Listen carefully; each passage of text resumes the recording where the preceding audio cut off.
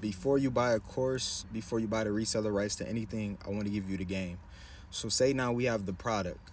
Say now we have our system. We have our landing page where people fill out their name and email to get more information. We have our bridge page where you warm up your cold lead, and then we have our sales page where they can buy the product. Now that's all set. How do we get the people? You're gonna have to get really good at understanding who your audience is. For example, say I'm hanging with two people. They know me, been knowing me for a while.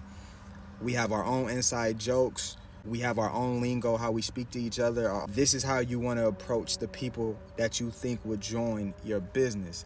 This is where you're going to have a little more confidence in yourself and what it is that you offer. You can't just go after someone who's paycheck to paycheck.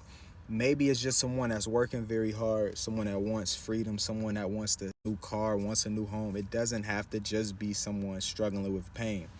But there's a certain way that you have to message these people. It can be mindset, motivation. It can just be everyday memes. You always see, joking memes of, girlfriend, boyfriend.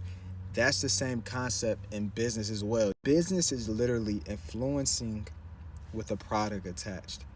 The same way you see meme videos, funny videos, the same way they're building an audience and selling merch or whatever it is that they're doing.